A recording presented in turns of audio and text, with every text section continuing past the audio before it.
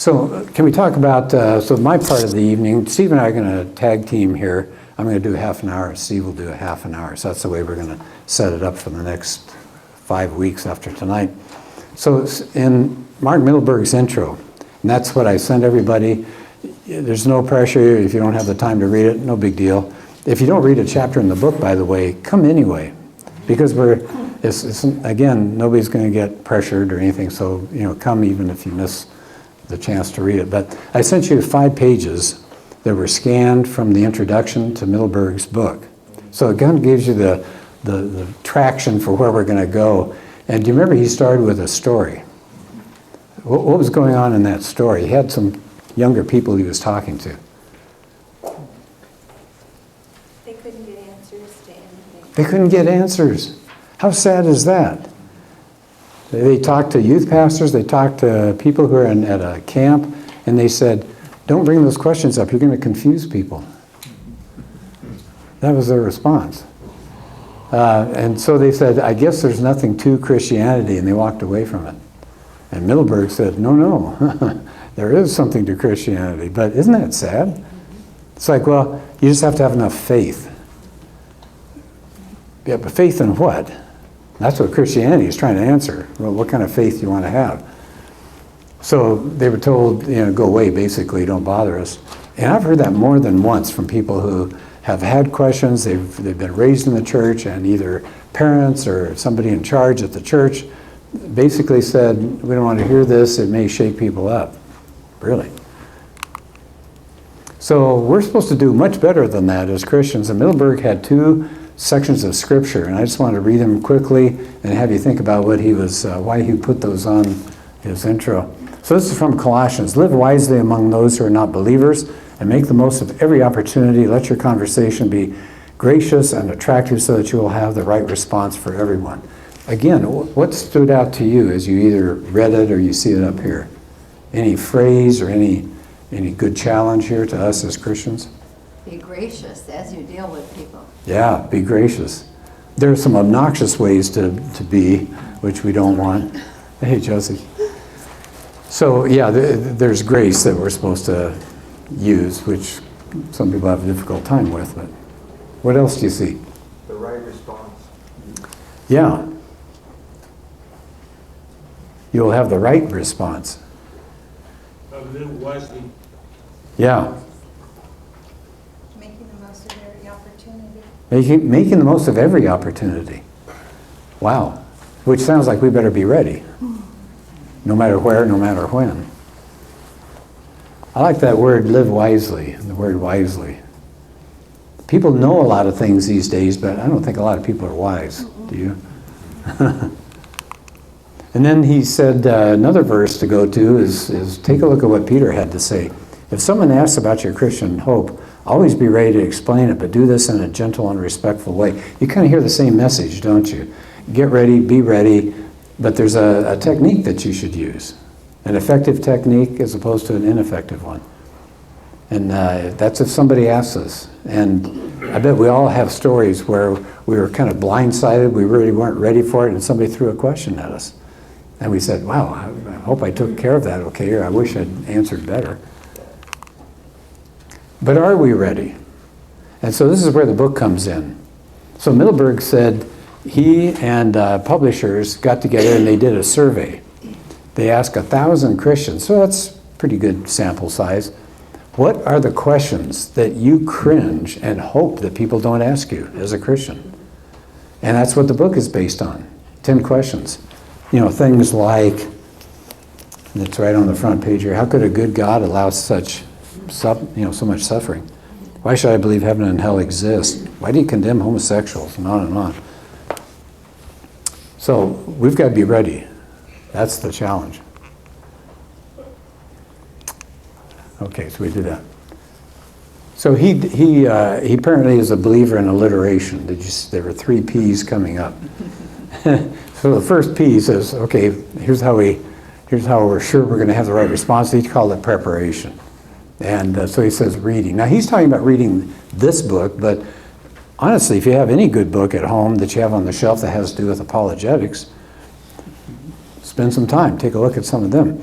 If you'd like Remind me, by the way, I'll do this. I'll send out a 4-page list of good resources, websites and good books, categorized, like other faiths, science, things like that, the Bible. So I'll send that out to you. But we ought to have a few books on the shelf, or at least go on the website somewhere and find something. What I really like a lot that this book has, that some books don't have, he has what he calls tips for talking about this issue. So I just wanted to give you a sample of what he was talking about there. It's at the end of every chapter. Since most of you have the book, I can just tell you it's on 24 and 25. And every chapter has this. And I like this. I'm not going to spend a lot of time, but page 24, for example, it says, usually people who doubt God have a story to tell about how they got to that point. It's important to ask them questions and to respectfully listen to what they tell you. So I have a hard time with that. I don't know if anybody else does, but I always want to take the offense and start throwing information out there. And I'm not necessarily the best listener. But his point is, we got to listen to that story. We may actually give them an answer for which they had no question. Right? That's a possibility. And then we're in some trouble there. The second point down here, it says it's almost a cliche to say that atheists are angry. But if your friends don't believe in God and do seem angry, ask why. Again, notice you're throwing a question out. You're not supplying the answers yet. You're trying to hear them out. What makes them upset? Did some Christian, mess with them in a bad way? Did they have somebody in their family die from a disease? What's going on there? So I'm looking at 25. I think this is a good one. Realize there may be deeper personal issues beyond what people are talking to you about. People will say, well, I have some intellectual issues with Christianity, but you get down deeper and it's often emotional or volitional, meaning they don't want Christianity to be true. I don't know if some of you recognize the name Frank Turek, but Turek says he likes to ask people, if I could prove to you Christianity was true, would you become a Christian? And he said he's always surprised how many people say no. So it's not an intellectual issue there. It's not even an emotional issue. It's volitional. They don't want it. They don't want it to be true. Refer to the Bible's teaching, it says, but realize many people don't accept its authority or truthfulness.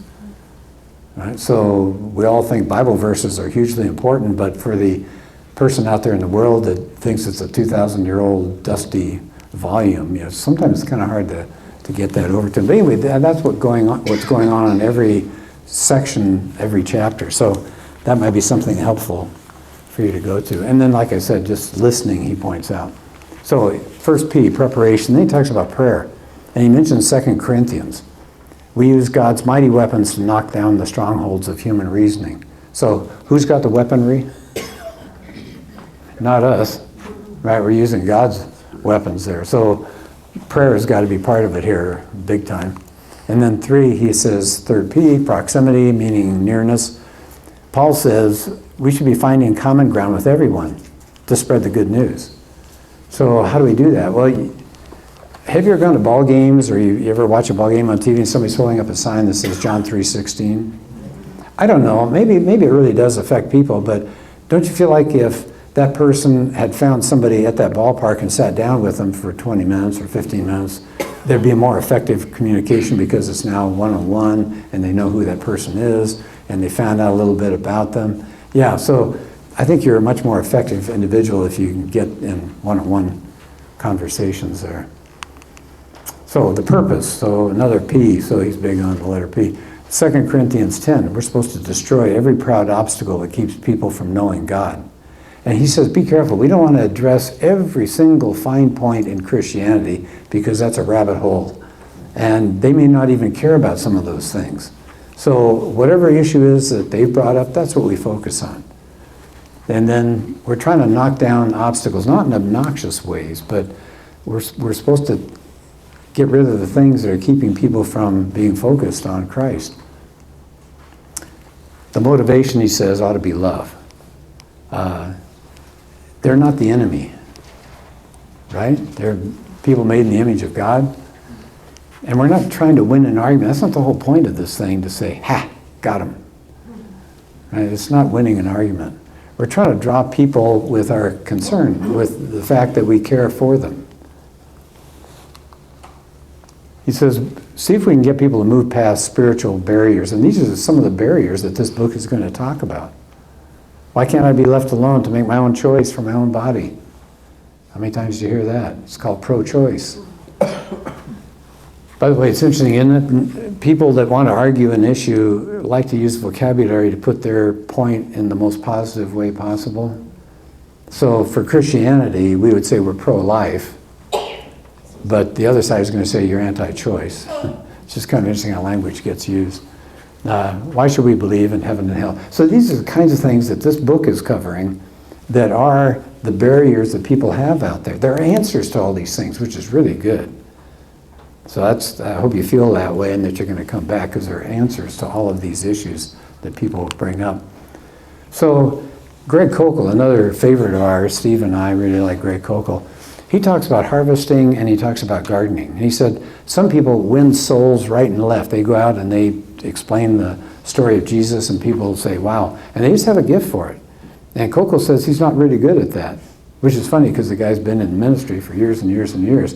He says he thinks of himself more as a gardener. He gets the ground ready, and he gets rid of the weeds.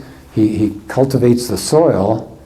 And so people he talks to may not ever come to Christ in front of him, but somewhere down the way, his idea is to put a pebble in their shoe, he always says, make them limp a little bit, and maybe later on, something will happen and they'll change their mind. So I think that's a good way to think about it. Probably most of us are gardeners rather than harvesters. If we're harvesters, great. So a couple more things. Next week, if you could read chapter 1, Steve is going to cover some of that tonight, but it's going to especially, we'll spend more time on chapter 2, evolution, science, and scientism. How many people have heard of scientism? Have you heard of that? Okay, kind of a small number. All right, so it's an offshoot, and it's an unfortunate thing that's starting to happen in the area of science. We're going to talk about that. So I already told you we're not going to cover all that's in the book. By the way, something I almost forgot. Every week I'm going to bring in a few more. We've got some CDs over there that you might find interesting. It looks like 2 or 3 already went. That's good. So we had a conference here about, what was it, 2 months ago or so? 2 months? Yeah, November. And we had some really top-notch people come, and they brought a whole bunch of CDs, and so we snagged a bunch. So they were saying, I'll keep bringing some more in, but they're sitting over there. They're free. Take them with you if you'd like. If you've got something at home that you think is good apologetics material and you've read it and you don't want it anymore, bring it. We'll just make this a lending library. Okay, so Steve's turn up here.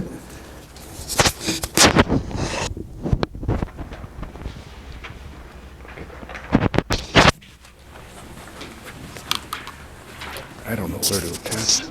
I don't have a shirt that...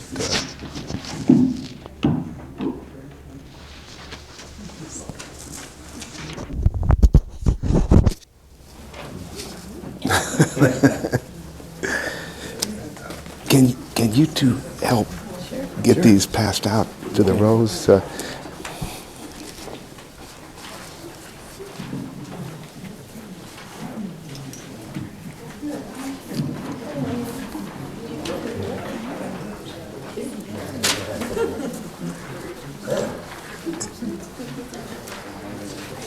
BJ, you and Jenny are going against each other. You got to watch. While we're doing the passing the handout, I'll give you a quick background. My background was 33 years of being a middle school physical educator, and I'm alive to tell you about it. And then afterwards, in between, I was a pastor at Mission Hills here and there. 2.5 years at Mission Hills. Actually a pastor here filling in at the junior high during the time Doc Strauss was here. I was helping with junior high ministry. Now I have been asked to teach at Cal State San Marcos, and I train kinesiology students and students that are getting their teaching credential in physical education. If you want to get your credential and teach physical education, you have to come through me. And so I get that privilege as a kind of in retirement, just like Gary is teaching.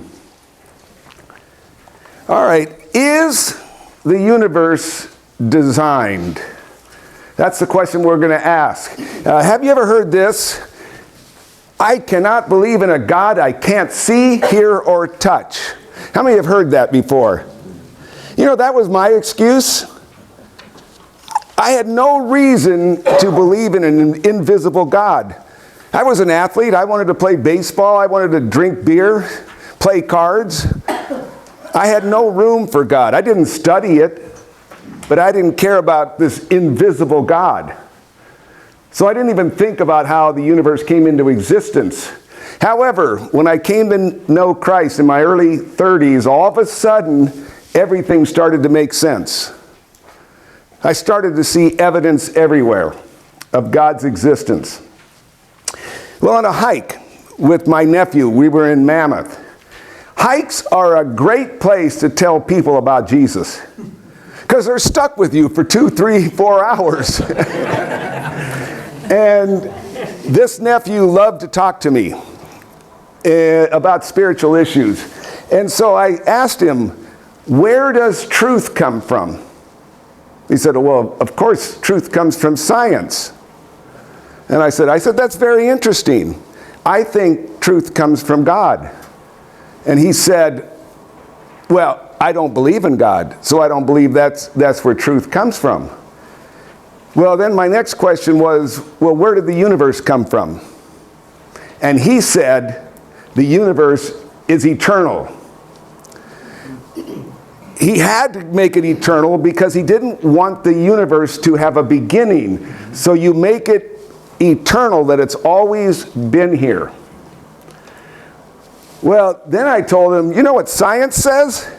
Science says that a Big Bang created the entire universe. That it started in a small little dot way on the left, and then it moved through the millions and billions of years up until today. I looked it up. The percentage of scientists that believe in the Big Bang, 99.9%. That was an AI generated percentage. And here's what I told him. I said, you accept science when it agrees with you. And I said, that means you are the one, or you are the source of truth. He looked at me, got quiet, and changed subjects. I may have come a little bit too strong there on that occasion, that I made him the source of his truth. But a few scientists, especially initially, rejected the Big Bang. You see, you have this small dot and everything moves out and you end up with this universe. And the problem is a Big Bang needs a Big Banger. That's why they reject it. And some who believe in the Big Bang do not acknowledge God. They will not acknowledge that God is the beginning of the Big Bang, because you got to come up with, where did all the material come from? All that the universe is, where did that come from? And then how did it all get started? And without God, there's no good explanation. And Paul acknowledged that. He said, for although they knew God, they neither glorified him as God nor gave thanks to him, but their thinking was futile and their foolish hearts were darkened. They know that God exists. They know in their hearts that God exists. And ignorance is a choice. They choose to not acknowledge God, even though they have no explanation for the Big Bang. They come up with some hypothesis of multi-universes and this sort of thing, but they do not have evidence that anything but God could have created this universe. Now, my nephew doesn't need any more evidence. He knows deep down inside the truth. And he needs to trust Jesus Christ, just like I did. I didn't know the evidence until afterwards, till after I trusted Christ. Then the evidence came pouring in and I believed it. And Paul writes in Romans 1:19 and 20, for what can be known about God is plain to them. It's plain to the scientists. Let me back up. I keep hitting my thing. Because God has shown it to them. For his invisible attributes, namely his eternal power and divine nature, have been clearly perceived ever since the creation of the world in the things that have been made, so they are without excuse. Paul says all those scientists that reject God are without excuse. Well, for Christians, there's basically three solid arguments, and these arguments are in the book. The first one is what is called the cosmological argument. It answers the question, where does the universe come from? And the problem for the atheists is a big bang, which they say they believe in, needs a big banger. Something needs to get it all started. The second argument is the moral argument. This argument answers the question, where does morality come from? Where does right and wrong come from? And the only source of objective morality is God.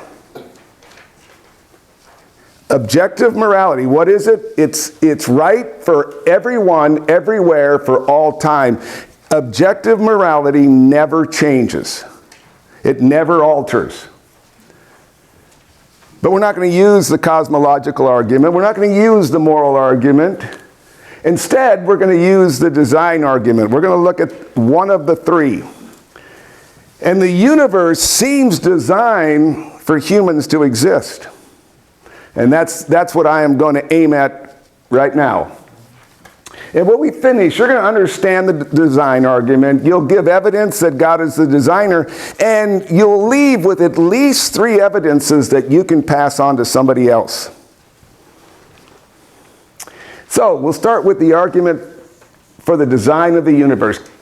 David wrote this in Psalm 19:1 and 2. The heavens, read it with me, because this is a great passage. The heavens declare the glory of God. The skies proclaim the work of his hands. Day after day they pour forth speech. Night after night they display knowledge. Amen? Amen. Isn't that a great passage? That I'm going to tell you, every atheist that walks out into the desert and there's no moon and they look up, and if you've been in the desert, you look up and there's just billions of stars, and I'm sure they say, oh my God.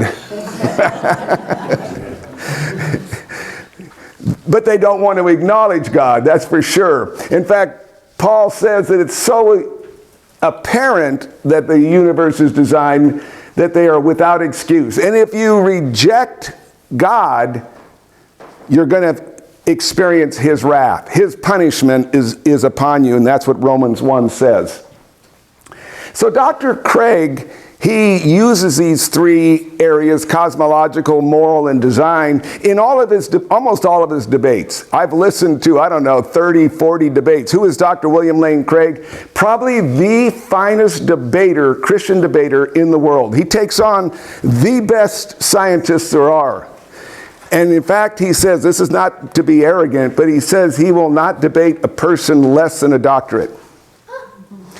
He says that other individuals can debate the ones with different degrees, but at least they have to have a PhD. And that's, again, it's not an arrogant thing, it's just his gifting. And he tears them up. He tears them up nicely. If you've ever listened to his debates, he's just absolutely amazing. But this is his design argument. It goes like this. Premise number 1, every design has a designer. Premise 2, the universe has a highly complex design. 3, therefore, the universe had a designer. Now, if this is a proper argument, which it is, if premises 1 and 2 are true, then 3 is true. So, the atheist or the person who is debating Craig, or even you, if you use this argument, they've got to disprove one of the premises. And I'm going to tell you ahead of time, how many are going to disprove every design has a designer? Look at your car. Was your car designed? Did your car have a designer? Yes. How about your house? Yes.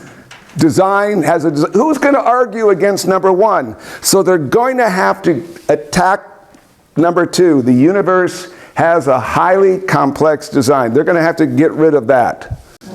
In order to show that the universe had a designer, they have to get rid of two.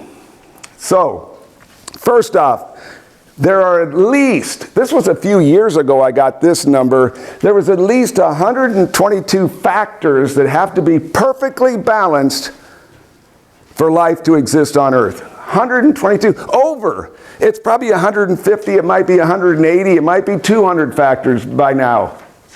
So the universe shows that it's unmistakably designed. If you think of 122 combination locks and you got to get them right, you don't know what the combination on any of them, and you got to do 122 perfectly right in a row, you kind of get the idea that this is impossible for life to exist on Earth unless there's a designer. Now there's a term called the anthropic principle. Anthro means man, and the universe is designed for human life. The principle comes from secular scientists, not from Christians. This is not a Christian idea, the anthropic principle. In fact, the scientists Wheeler, Tipler, and Barrow have popularized the anthropic principle. And Wheeler writes this: a life-giving factor lies at the center of the whole machinery and design of the world. Wheeler, design of the world. Pointing, he's an atheist, and he's pointing towards design. Patrick Glenn writes this: modern thinkers assume that science would reveal the universe to be more random and mechanical. Instead, it has discovered unexpected new layers of intricate order that bespeak an almost unimaginable vast master design. Scientists cannot get away from it. It's well documented, and because of it, many astronomers, physicists, and mathematicians are now theists. They now believe in God. They feel compelled because there's no other explanation for this intricate design. And atheism struggles with this. I have an atheist science teacher I'm going to talk more about next week when I talk about evolution. But this atheist science teacher told me, he said, Steve, the anthropic principle is the strongest argument for the existence of God. I had given him an article on the anthropic principle, and when he got done with it, he said, absolutely the strongest argument. So, now I'm going to give you some evidence. I've talked about the evidence. I said it's designed, but I need to provide the proof. And the source of these comes from the book, The Creator and the Cosmos, by Dr. Hugh Ross. He's a pastor and an astronomer. And a great guy. We had him come and speak here at Emmanuel Faith, and those who were on the committee got to go to dinner with him. And he is just the nicest guy, and he has an amazing wife. In fact, she completes all his sentences. She's just so dynamic and so much fun, and he's such a nice guy, but he's so brilliant, he's off the scale. All right, let's talk about some evidence. Let's start with the sun. It must be a bachelor star. What's a bachelor star? It means there can only be one sun. If there's two suns or more, then all the planets that orbit the sun are going to go all over the place, and life will not exist on Earth. So it has to be a single sun. You can't have more than one. It has to be the right age. Now, I'm not going to be talking, I'm going to give you the scientific on age. I'm not trying to convince you that this is true. You may not believe in the billions and billions of years. That's up to you. But I'm giving you the scientific evidence right here. And the science says that the sun has to be the right age, like 5 billion years old, for life to exist on Earth. The sun has to be the right color. It has to be yellow. for photosynthesis. It can't be a little bluer, it can't be a little redder, it has to be yellow. And the surface temperature has to be a certain temperature. 5,400 degrees is the surface temperature on the sun. Think we can get some hot dogs cooking there? The next one is the greenhouse effect. And it's Venus that demonstrates runaway greenhouse. What is that? Well, if the temperature increases, more water vapor goes up into the atmosphere. And the more vapor that goes in the atmosphere, the more greenhouse is affected, which then warms the earth more, and more water is evaporated. So it's just a cycle, it never ends. And so we end up with this greenhouse, and life can't exist under the temperatures that it creates. There's no life that can exist on Venus. Then you have the opposite. You have Mars. This is a picture of Mars. If you lower the temperature here on the Earth, you create ice. Ice radiates from the sun back up and creates more ice and additional ice, and then the whole Earth is frozen like Mars, and life cannot exist here on Earth. This is a little side trip.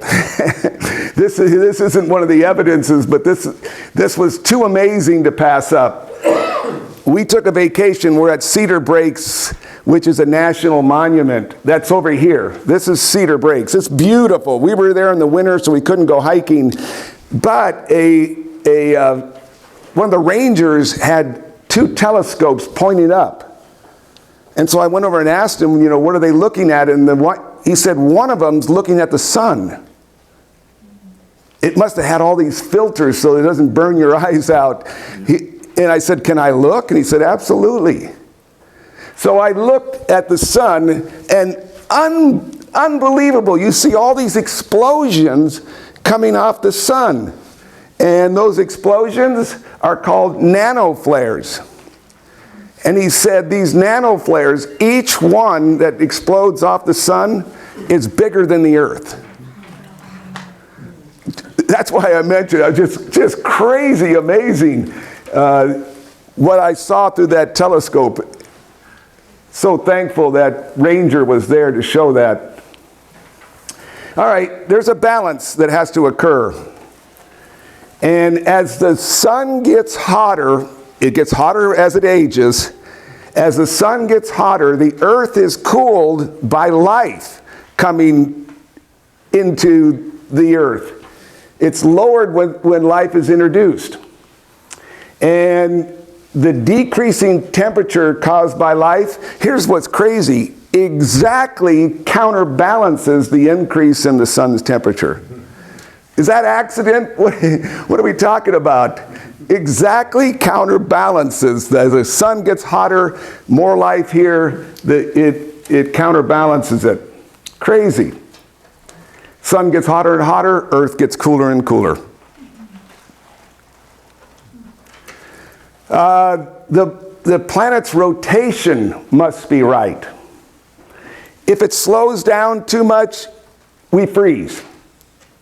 We get these temperature extremes. If it slows down, the days are too long. But if it speeds up, you talk about the 100-mile-an-hour wind speeds in LA that destroyed all those buildings and people died. 100 miles an hour. Jupiter gets 1,000 miles an hour winds because of the rotation of Jupiter. We can't go too fast, we can't go too slow, or we're going to have an earth that can't be inhabited. So that's the rotation of the earth. How about the tilt? There's a precise tilt. What's the tilt? It's 23 degrees. If this is the earth, and over here my elbow's the sun, so I can speak. Oops, how did I get to that? Uh-oh. Let's see. Oh, I'm going to have to go down here. Is it touchscreen? No. Let me go to the computer. Sorry about that. They were just getting excited. Oh, I don't get excited too much. There we go. Let me put... All right, we're back. All right. My axis got off. That was the problem. Poor design. Okay, so I'm going to make my elbow the axis here, or I'll make my head the sun. I'll make my head the sun, and my hand has to have that 23-degree tilt. Now, what if the earth was straight up and down? What do you think would happen? No seasons. Yeah, and the equator would burn up, and the poles would freeze up. And so again, life would be impossible. Now watch what happens if the tilt is too much. What's going to happen if the tilt's too much? Melts the ice. One side is going to melt, the other side is going to be frozen. So it has to be this perfect tilt in order for life to exist on Earth. Got to make sure I don't push too many buttons. So now, what are the chances? What are the chances of all this coming about by chance? Well, here's two problems to get life on Earth. Here's two problems. Problem number one are those over 222 factors have to be perfect. Like doing a combination lock perfectly the first time, 122 times in a row. Different locks. So that's problem number one, major problem. Number two, how does life come from non-life? Science has no clue. They have no clue how life comes from non-life. So this guy by the name of Harold Morowitz, he's a biophysicist, he concluded that it is less than one chance in, I would ask you, but it's on your handout, one chance in 10 to the 138,000. Now, I've read, I don't know where I've read it, but I've read that 10 to the 42nd power, you see this number, 10 to the 42nd power is the number of atoms. The number of atoms in the universe. That's 10 to the 42nd power. Do you think it's possible by chance that there can be life on Earth? Gotta be really lucky. Yeah. Tremendously lucky. So, okay, how are you going to use this information? Well, I've got it all on your handout. You can pick, say, 2 or 3 of these.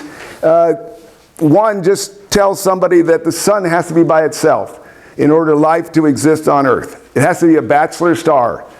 If it doesn't, the planets go out of orbit. The sun has to be yellow for photosynthesis to take place. Just memorize 3 of these. And then talk about the axis, and you can use your hands. You have this, you have straight up, you have too much tilt, you can use your hands. These would be 3 great ones if you were talking to somebody to show them about design, that the universe has to be designed in such a way for life to exist. And it's the fancy word is anthropic principle. That's the fancy word. Now, William Paley in the 1800s came up with this. He said, what if you stumbled upon a watch along the beach in the sand? Would you think that it's just that happened by caused by ocean waves, or sun and wind formed it? Obviously, the watch was designed.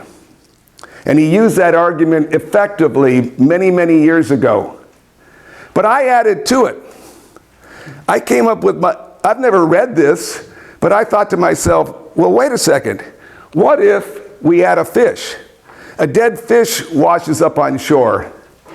Is that fish or is that watch designed by accident? Did it just happen? You know, the fish is 1,000,000 times more complex than that watch. And so I think this would be a great argument to ask somebody, how did the fish get there?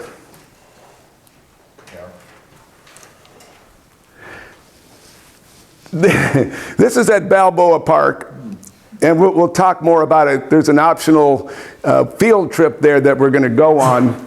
But Nathan Apodaca and I talked to the friendly atheist booth at Balboa Park. They have that sign there, and really they are friendly. They're really nice guys. But I asked them recently, how did the universe come into existence? I used that. Here's what they said. I don't know. You see, I said, what do you mean you don't know? You're an atheist. You have no idea how the universe came into existence? And they said, science doesn't know everything. This is an actual conversation I had. But they feel they're off the hook now. And so I didn't have a good comeback because I did not expect that. But I would like to ask this. Then if the evidence points to God, you haven't ruled that out. I'd like to see what they say. That's my next, the next time I go there to Balboa Park, I want to give that a try. This is what we do. We learn. We get stumped on how to go, where to go when they say, I don't know, and science doesn't know anything. Many times they say, in 25 years, this is the thing, in 25 years, science will know. And I got to tell you, they are the most challenging group. There's other groups there. There's Jehovah's Witnesses. There's New Age people. It's a fun trip, and these guys are friendly, but they love to attack the Bible. And they'll try to point out contradictions and other things that they think destroy the Bible. They don't want to talk about the universe because they really don't have an answer, because they do not want to, just like Paul says, they do not want to answer with God. They do not want to acknowledge his existence, and they are without excuse. Well, hiking with my nephew was fun. This is just a hike, and I got this offline, so we were not in Yosemite. But he changed subjects once he realized he was out of answers, and so I went along with a new topic. I didn't re-challenge him. Just like Gary said, I put a rock in his shoe and gave him something to think about in the future. And the door is open for future talks. See, I didn't force anything. If you try to force stuff down their throats, you won't have future talks. And so you back off and let the Holy Spirit do the work. So my hope is I've done some strengthening of your faith today or tonight. And the Holy Spirit loves to use good arguments to bring people to Jesus Christ. Jesus, Paul, and the other apostles argued all the time. So don't close the door on the word argue. There's a lot of lamb's kin in here, and I'm going to talk about this Sunday. So lamb's kin is a class, and there's a lot that came here tonight, and I appreciate you being here.